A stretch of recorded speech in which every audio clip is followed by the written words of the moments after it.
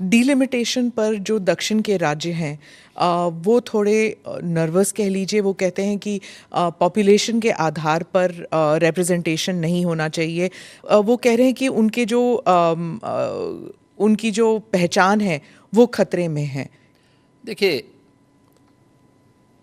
माननीय गृह मंत्री जी ने इस मामले में बहुत स्पष्टता के साथ कह दिया है और ये केवल स्टालिन के नाम ने जो बैठक की है केवल एक राजनीतिक एजेंडा है उनका। मुझे लगता है कि माननीय गृह मंत्री जी के वक्तव्य के बाद इस पर कोई भी प्रश्न नहीं खड़ा होना चाहिए। तमिलनाडु में ही हिंदी भाषा को लेकर काफ़ी विरोध हो रहा है।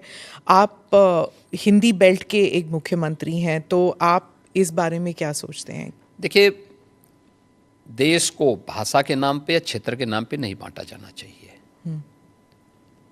और हम आभारी हैं प्रधानमंत्री मोदी जी के, जिन्होंने वाराणसी में लगातार काशी तमिल संगमम की इस बार तीसरे संस्करण को भी यहाँ पे आयोजित करवाया।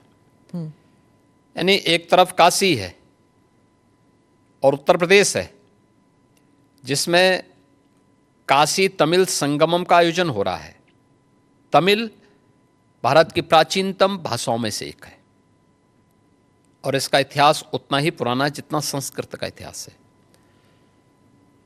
हर भारतीय के मन में तमिल के प्रति श्रद्धा और सम्मान का भाव है, क्योंकि भारत की विरासत के बहुत सारे तत्व आज भी उसमें मौजूद हैं। तो हिंदी से नफरत क्यों? भाषा कोई तोड़ती नहीं है, वो जोड़ने का काम करती है। और त्रिभाषा सूत्र के माध्यम से तो हिंदी को राजभाषा की मान्यता देकर के मराठी हो सकती है, बंगाली हो सकती है, असमी हो सकती है, उड़िया हो सकती है। किसी भी अन्य भाषा को आप लोकल स्तर पर लागू करिए। ये तो देश के अंदर एकता का संदेश देने वाला, उत्तर से दक्षिण तक, पूरब से पश्चिम तक पूरे भारत को एकता के सूत्र में जोड़ने वाला माध्यम है। और मुझे लगता है कि भारत का राष्ट्रगान भी इसी बात का संदेश देता है। ये केवल एक संकीर्ण राजनीति है। जब इन लोगों के वोट बैंक खिसकते हैं तो ये लोग इसी प्रकार की क्षेत्रीयता की और भाषाई आधार पर बांटने की दुर्विसंधि करते हैं। जनता जनार्दन को देश की एकता के लिए इस प्रकार के किसी भी षड्यंत्र से हमेशा सचेत रहना चाहिए। If you like the video, do like, comment, share and subscribe.